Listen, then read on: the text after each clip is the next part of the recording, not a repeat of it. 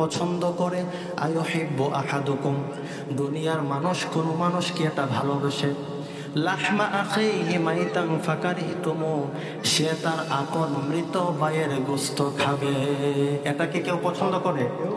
দুনিয়ার কোন মানুষ সে যতই খারাপ হোক সে এটা পছন্দ করে না। আমার আপন মৃত ভাইয়ের গোশত খাবো, এটা মানুষ পছন্দ করে না। আল্লাহ বলেন ফাকারিহতুম, আল্লাহ নিজেই বলে দিচ্ছেন দুনিয়ার কোনো মানুষ এটা পছন্দ করে না, করবেও না। কিন্তু তোমরা যারা গীবত করছো তোমরা শুনে রাখো, গীবত করাটা হচ্ছে মৃত ভাইয়ের গোশত খাওয়া। আমরা কিন্তু অনেক মাহফিল শুনি, ঠিক না? অনেক মাহফিল শুনি। একটা মাহফিল থেকে আপনি ইচ্ছে করলে অনেক কিছু নিতে পারবেন না। তো একটা মাহফিল থেকে যদি আমরা একটা করে আমলও নিয়ে আসি, 10টা মাহফিলে অংশগ্রহণ করলে 10টা আমল নিয়ে আসতে পারবো, ঠিক না? সবাই একটু মনোযোগ দিবেন। আজকের পরিবেশটা মাশাআল্লাহ অনেক সুন্দর আছে, একটু মনোযোগ দিবেন। একটা মাহফিল থেকে যদি একটা আমল নিয়ে আসতে পারি, 10টা মাহফিল থেকে 10টা আমল নিয়ে আসতে পারবো। যখন আপনি মাহফিল থেকে ফিরবেন একটু চিন্তা করবেন, আসলে আজকের মাহফিল থেকে কিছু আনতে পারছি তো? একটু চিন্তা করবেন। যদি দেখেন হ্যাঁ কিছু আনতে পারছি, যদি দেখেন কিছু আনতে পারছি, তো এই মাহফিলগুলোতে আসবেন। এই মাহফিলগুলোতে আসলে কিছু নেওয়া যায়, ঠিক আছে? তো সেই জন্য আমরা প্রথম থেকে একটু মনোযোগ দিব যাতে একটা আমল নিতে পারি। আজকে ইনশাল্লাহ যে বিষয়টি নিয়ে আলোচনা করব, সূরাতুল হুমাযা। যেই সূরার প্রথম আয়াতের মধ্যে আল্লাহ গীবতের কথা বলেছেন, গীবতের ব্যাপারে আল্লাহ সুবহানাহু ওয়া তাআলা প্রথম আয়াত। তো সেজন্য একটু মনোযোগ দিয়ে আমি সোজা আলোচনায় চলে যাচ্ছি। এখন রিফ্লেক্ট পড়ার সময় নাই, ইনশাআল্লাহ আলোচনার মধ্যে আমরা চলে যাব। আউযু বিল্লাহি মিনাশ শাইতানির রাজীম। বিসমিল্লাহির রাহমানির রহিম। ওয়াইলুল লিকুল্লি হুমাযাতিল লুমাযা। সবাই একটু গভীর মনোযোগ দিয়ে শুনি। আল্লাহ সুবহানাহু ওয়া তাআলা এই সূরার প্রথমে একটা শব্দ বলেছেন ওয়াইলুন, ওয়াইলুল লিকুল্লি হুমাযাতিল লুমাযা। ওয়াইলুন শব্দটা আল্লাহ সুবহানাহু ওয়া তাআলা কোরআনের বিভিন্ন জায়গায় বিভিন্ন বিষয়ের সাথে উল্লেখ করেছেন। আল্লাহ বলেন ওয়াইলুল লিল মুকাজ্জিবিন, আবার কোথাও কোথাও আল্লাহ বলেন ওয়াইলুল লিকুল্লি আফাকিন আসিম। আল্লাহ সুবহানাহু ওয়া তাআলা অনেকগুলো সূরার শুরুতেই এই আয়াতকে নিয়ে আসছেন, এই শব্দটাকে নিয়ে এসেছেন। আল্লাহ সূরাতুল মুতাফফিফিনের শুরুতেই বলেন ওয়াইলুল লিল মুতাফফিফিন। সুবহানাল্লাহ পড়ি। আল্লাহ সুবহানাহু ওয়া তাআলা বলেন ওয়াইলুল লিল মুতাফফিফিন। ওয়াইলুন মানে হচ্ছে ধ্বংস, ওয়াইলুন মানে হচ্ছে কঠিন আযাব, ওয়াইলুন মানে হচ্ছে নেগেটিভ সাইডের যতগুলো অর্থ আছে প্রত্যেকটি অর্থ আমরা নিতে পারবো। ওয়াইলুন মানে হচ্ছে অভিশাপ, লানত, এই অর্থ আমরা নিতে পারবো। আল্লাহ সুবহানাহু ওয়া তাআলা বলেন ওয়াইলুল লিল মুতাফফিফিন, যারা ওজনে কম দেয়, যারা মানুষদেরকে ধোঁকা দেয় তাদের জন্য ধ্বংস। আবার আল্লাহ সুবহানাহু ওয়া তাআলা 29 পারায় একটা সূরা আছে, সূরার নাম হচ্ছে সূরাতুল মুরসালাত। সূরা মুরসালাতের মধ্যে একটি আয়াত একবার নয়, দুইবার নয়, তিনবার নয়, 9 বার একটি আয়াত আল্লাহ সুবহানাহু ওয়া তাআলা বলেছে। সুবহানাল্লাহ পড়ি।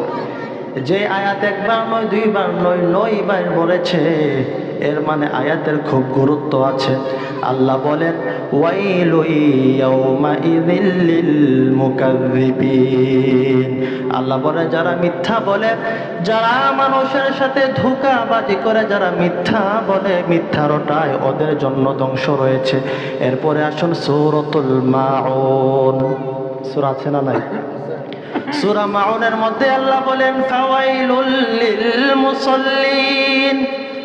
এই সূরার মধ্যেও আল্লাহ বলেন ফাওয়াইলুল লিল মুসাল্লিন, ওই মুসল্লিদের জন্য ধ্বংস, ওই নামাজি ব্যক্তিদের জন্য ধ্বংস, ওই নামাজি ব্যক্তিদের জন্য অভিশাপ।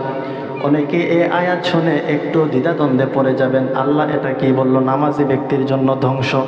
আয়াত একটা শুনেই উঠে যাবেন না, এরপরের আয়াত দেখেন আল্লাহ তাআলা ফাওয়াইলুল লিল মুসাল্লিন বলে এরপরে বলেন আল্লাযীনা হুম আন সালাতিহিম সাহুন। আল্লাহ বলেন যারা নামাজের ব্যাপারে উদাসীন, যারা একবার নামাজ পড়লে আরেকবার নামাজ পড়ে না, যারা একবার মসজিদে আসলে আরেকবার মসজিদে আসে না, ফজরের নামাজে মসজিদে আসার প্রয়োজন মনে করে না, দুপুরে আসে আবার আসরে আসে না, মাগরিবে আসে আবার এশায় আসে না, একদিন নামাজ পড়লে আরেকদিন নামাজ পড়ে না, নামাজের ব্যাপারে যারা উদাসীন। আমাদের সমাজে অনেক মানুষ আছে দেখা যায় কন্টিনিউ নামাজ পড়ে, 5 ওয়াক্ত নামাজ পড়ে, কিন্তু যখন বাড়িতে কোনো অনুষ্ঠান লাগে তখন আর নামাজের দ্বারে কাছেও নাই। আল্লাহ তাদেরকেই বলেছে তোমরা যারা নামাজের ব্যাপারে উদাসীন, তোমরা যারা একবার নামাজ পড়লে আবার নামাজ পড়ো না, তোমরা যারা ফ্রি থাকলে অবসর থাকলে মসজিদে যাও সময় কাটানোর জন্য, আবার যখন দুনিয়ার কোনো কাজকর্ম নিয়ে বিজি হয়ে যাও, দুনিয়ার কোনো কাজকর্ম নিয়ে ব্যস্ত হয়ে যাও, তখন নামাজের দিকে আর যাও না। তোমাদেরকেই বলছি, তোমরা যারা মনে করেছো সপ্তাহে শুধু একবার মসজিদে হাজিরি দিলেই চলে, তোমাদেরকে বলছি আপনারা বলেন তো মাদ্রাসায় শুধু একদিন হাজিরি দিলে কি মাদ্রাসায় আর নাম থাকে? তো আমরা তো মসজিদে শুধু একদিন হাজিরি দিই, ঠিক না? তো আবার ফুল জুমার নামাজ তো ফুল পড়ি না, শুধু 2 রাকাত পরে আসি, এমন মুসল্লি মনে হয় আমাদের ঘাটিয়ারা নাই। আল্লাহ সুবহানাহু ওয়া তাআলা তাদেরকে বলছে তোমরা যারা শুধু সপ্তাহে একদিন মসজিদে আসো, তোমরা যারা মনে করেছো শুধু জুমার নামাজ পড়লেই মনে হয়ে যাবে 5 ওয়াক্ত নামাজ মনে হয় আমাদের জন্য না, আল্লাহ তোমাদেরকেই বলছে আল্লাযীনা হুম আন সালাতিহিম সাহুন, তোমরা যারা নামাজের ব্যাপারে উদাসীন তোমাদের জন্য কঠিন আযাব রয়েছে। জোরে সোরে বলুন না নাউযুবিল্লাহ। একটু চিন্তা করে দেখেন যারা নামাজের ব্যাপারে উদাসীন, একবার নামাজ পড়লে আরেকবার নামাজ পড়ে না, একদিন মসজিদে গেলে আরেকদিন মসজিদে যায় না, যারা 1 ওয়াক্ত নামাজ পড়লে আরেক ওয়াক্ত নামাজ পড়ে না, ওদের ব্যাপারে যদি আল্লাহ এই কথা বলে, তাহলে যারা বছরের পর বছর মসজিদে যায় না ওদের ব্যাপারে কি হুকুম হবে? হায় হায়, একটু চিন্তা করে দেখেন যারা একবার নামাজ পড়লে আরেকবার নামাজ পড়ে না, ওদের কথা বলতেছে, ওদের জন্য ধ্বংস, ওদের জন্য ওয়াইলুন।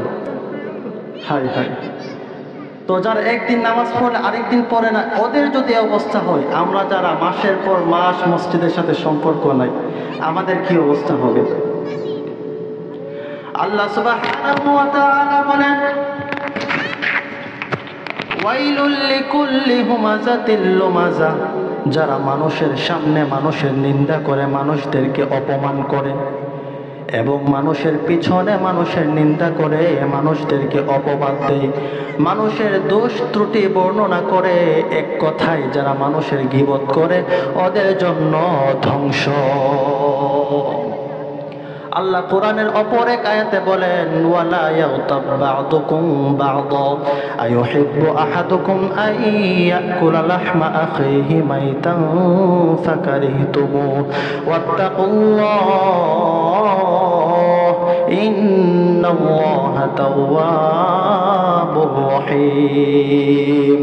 আল্লাহ বলেন ওয়ালা ইয়াগতাব বা'দুকুম বা'দা, আল্লাহ দুনিয়ার মানুষদেরকে বলে তোমরা একে অপরের নিন্দা করিও না, একে অপরের গীবত করিও না।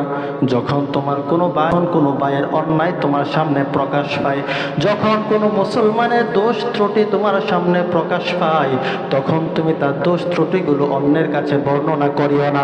তুমি তাকে ছোট করার জন্য, তাকে অপমান করার জন্য মানুষের কাছে তার দোষগুলো বলে বেরিও না।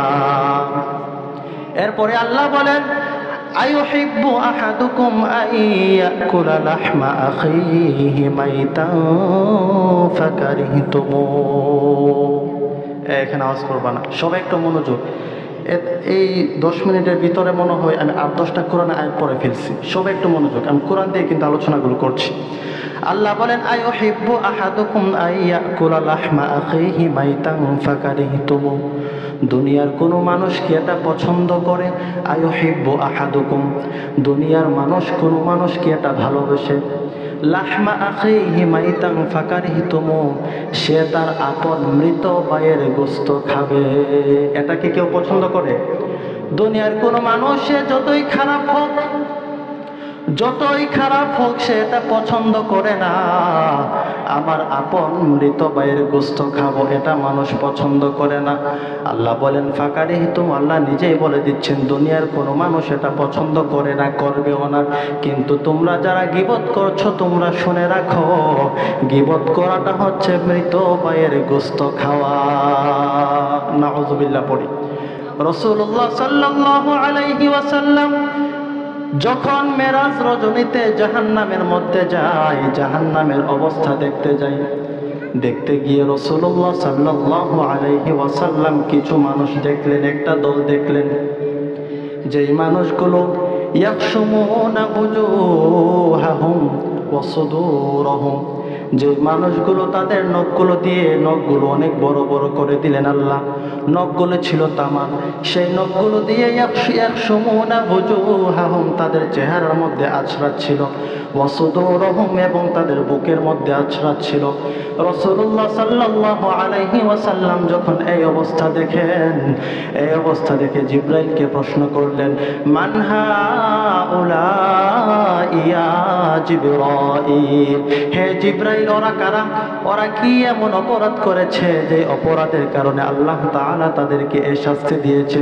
জিবরাইল আলাইহিস সালাম বলেন, ইয়া রাসূলুল্লাহ, ইয়া হাবিবাল্লাহ,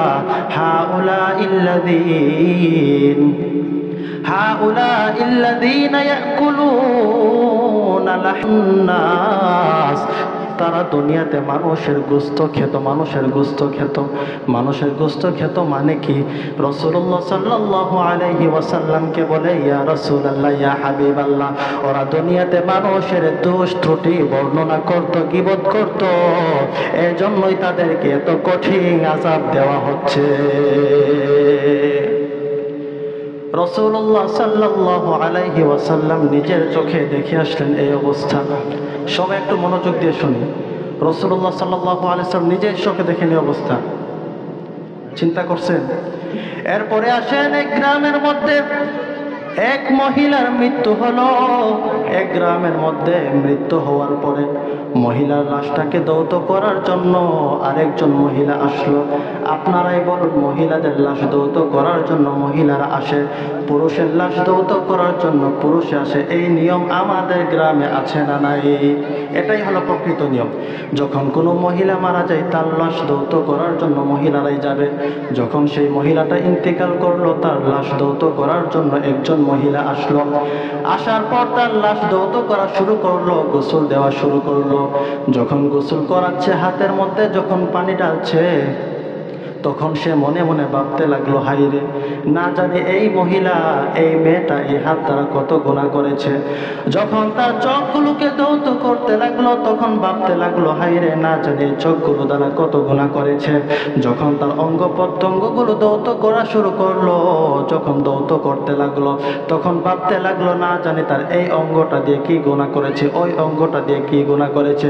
মনে মনে এই কথাগুলো ভাবতে লাগলো, লাশটাকে অপবাদ দিতে লাগলো। সাথে সাথে সেই লাশটার সাথে তার হাতটা আটকে গিয়েছে। অনেকক্ষণ ধরে আটকিয়ে রয়েছে। বাহিরের মানুষগুলো অবাক হয়ে গিয়েছে, কি হলো, এখনো গোসল শেষ হয় না কেন, ভিতরে কি হয়েছে? কয়েকজন মহিলা ঢুকলেন। ঢোকার পরে দেখে অবস্থা খুবই খারাপ। লাশের দেহের সাথে ওই মহিলার হাতটা এইভাবে লেগে আছে। তার চেহারা খুব ভয়ঙ্কর অবস্থা। লাশের দেহের সাথে তার হাতটা এইভাবে লেগে আছে। তখন দুই পক্ষের লোক আসলো, লাশের পক্ষের মানুষগুলো আসলো এবং ওই মহিলার পক্ষেরও মানুষগুলো আসলো। আসার পরে বলতেছে, যেহেতু হাত তার দেহে থেকে ছুটছেন, এখন কি করার? যেহেতু লাশটা কিছুক্ষণ পরে আমরা জানাজা পড়ে দাফন করে দিয়ে আসবো, সেহেতু আমরা লাশটার অঙ্গটা কেটে তার হাতকে ছোটাই। আর লাশের পক্ষে যে মানুষগুলো ছিল তারা বলতেছে বেহুদা অযথা একটা মানুষের দেহ কাটা, তা আমরা দিব না। হঠাৎ করে একজন ব্যক্তি বলে আমরা একটা কাজ করি, আমাদের মসজিদের ইমাম সাহেবের কাছে যাই, গিয়ে দেখি আসলে সমস্যাটা কি। আপনারা সবাই একটু সুবহানাল্লাহ পড়বেন। এই ইমাম সাহেবটা দুনিয়ার কোনো সাধারণ ইমাম ছিল না, ওই ইমামটা ছিল হযরতে আহমদ ইবনে হাম্বল রাদিয়াল্লাহু তাআলা আনহু। সুবহানাল্লাহ। হযরতে আহমদ ইবনে হাম্বল রাহিমাহুল্লাহু তাআলা আলাইহি ওই ইমামের কাছে চলে গেলেন, হুজুর বাড়িতে এমন এমন অবস্থা, আপনি একটু আমাদের সাথে আসেন। ইমাম আহমদ ইবনে হাম্বল রাহিমাহুল্লাহু তাআলা আলাইহি অনেক চিন্তা ভাবনা করার পরে বাড়িতে আসলেন। এসে দেখে অবস্থা খুবই খারাপ, লাশের দেহের সাথে হাতটা এইভাবে লেগে আছে। ওই মহিলাকে প্রশ্ন করে, মহিলা তুমি আমার সাথে সত্য কথা বলবা, তুমি কি এমন অন্যায় করেছ, তোমার কোন অন্যায়ের কারণে অবস্থা হয়েছে আমার কাছে বলো। মহিলা কোনো কথা বলে না। হযরতে আহমদ ইবনে হাম্বল রাহিমাহুল্লাহু তাআলা আলাইহি বারবার জিজ্ঞাসা করছে, যদি তুমি সত্য কথা আমার কাছে না বলো তাহলে এর সমাধান আমি করতে পারবো না। আপনারাই বলুন, ডাক্তারের কাছে গিয়ে যদি আমরা সঠিক রোগের কথা না বলি সমাধান করতে পারবে না। মহিলা খুব লজ্জায় পড়ে গেলেন, লজ্জায় পড়ে বলতে লাগলেন, হুজুর আমি যখন তার শরীরটা দৌত করতে লাগলাম তখন আমি মনে মনে ভাবতেছি এই হাত দিয়ে মনে হয় সে অনেক গুনাহ করেছে, চোখ দিয়ে মনে হয় অনেক গুনাহ করেছে। যে অঙ্গটায় আমি দৌত করছি তখনই আমি সাথে সাথে এই চিন্তা ভাবনা করছি এই মহিলাটা মনে হয় অঙ্গগুলো দিয়ে অনেক গুনাহ করেছে। এই কথা বলার সাথে সাথে এই চিন্তাগুলো করতেছি, তখন আমার হাতটা তার দেহের সাথে লেগে গিয়েছে। হযরতে আহমদ ইবনে হাম্বল রাদিয়াল্লাহু তাআলা আনহু বলেন, তুমি অপবাদ দিয়েছো ওই মহিলাকে, তুমি ওই মহিলাকে অপবাদ দিয়েছো, সেজন্য তোমাকে 80টি বেতের বাড়ি দিতে হবে। যদি 80টি বেতের বাড়ি দেওয়া হয় তাহলে তার দেহ থেকে তোমার হাত ছুটে যাবে। একটু চিন্তা করুন, মৃত ব্যক্তির নামে শুধু মনে মনে ধারণা করছে, মনে হয় গুনাহ করেছে, অপবাদ শুধু মনে মনে চিন্তা করেছে, এর জন্য এই অবস্থা। ওই মহিলার দেহ যখন 80টি বেতের বাড়ি দেওয়া হলো তখন সাথে সাথে ওই লাশ থেকে হাত আলাদা হয়ে গেল। আমার সময় প্রায় শেষের দিকে, আমি শেষ করে দিব। আজকের আলোচনা থেকে আমরা কি শুনলাম? গীবত করা আর মৃত ভাইয়ের গোশত খাওয়া সেম। এটা থেকে ওইটা আরো বড় গুনাহ আমাদের মা বোনদের ব্যাপারে। আমার প্র্যাকটিক্যাল লাইফে আমি দেখেছি, আমাদের মা বোনরা ওরা যখন 2-3 জন একসাথে হয়ে যায়, মা বোনরা এমনি নর্মালি একটু বেশি কথা বলে, সবাই না, আমি সবাইকে অন্তর্ভুক্ত করছি না, ওরা এমনিতে একটু বেশি কথা বলে। যখন 3-4 জন একসাথে হয়ে যায় তখন দেখবেন ওরা গীবত করা শুরু করে, যে ওই বাড়ির এক মেয়ে কি করেছে, ওই বাড়ির কোন মেয়ে কোন ছেলের সাথে ভেগে গিয়েছে, ওই বাড়ির মেয়ে ভালো না, সে ভালো না, সে আগে এটা করতো, সে আগে ওইটা করতো। মা বোনরা মেয়েরা যখন একসাথে হয় 3-4 জন তখন এই গীবত শুরু হয়। গীবত এমন একটা রোগ, যে রোগ সবার মাঝে আছে কম বেশ। অন্য গুনাহগুলো, হত্যা করা এটা সবার মাঝে নাই, জিনা করা এটা সবার মাঝে নাই, কিন্তু গীবত করা আফসোসের কথা অনেক আলেম ওলামাদের ভিতরে অভ্যাসটা আছে। আল্লাহ যেন সর্বপ্রথম আমাকে হেফাজত করে, আল্লাহ যেন আমাকে এই গুনাহ থেকে বাঁচার তৌফিক দান করে এবং আপনাদেরকেও সেই তৌফিক দান করে। সকলে পড়ি আমিন।